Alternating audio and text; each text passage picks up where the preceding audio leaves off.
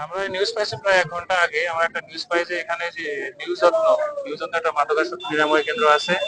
তো এখানে ভর্তি একজন রোগী আছে। তো একজন মাদকাসক্ত ব্যক্তি আছে, যেহেতু উনি ওখানে মারা গেছে, তো এরকম একটা নিউজ পাইছি। তো আমাদের টিম নিয়ে আমরা আসি, এসে আমাদের ফায়ার ইনচার্জ আগে এখানে ইয়েতে এই প্লেসে আসে। এসে দেখে যে এখানে উৎসুক জনতা এই নিউজ যত্ন যেটা মাদকাসক্ত নিরাময় কেন্দ্র আছে এটা ভাঙচুর করতেছে।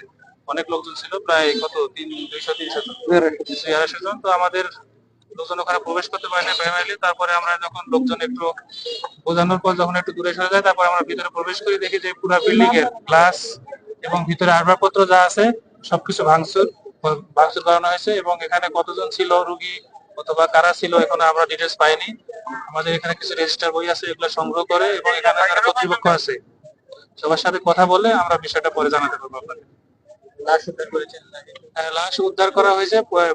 আমরা যেটা নিউজ পেয়েছি যে এখানকার যারা কর্তৃপক্ষ ছিল ওনাকে অসুস্থ হওয়ার পরে মেডিকেলে নিয়ে যায়, মেডিকেলে তাকে মৃত ঘোষণা করে।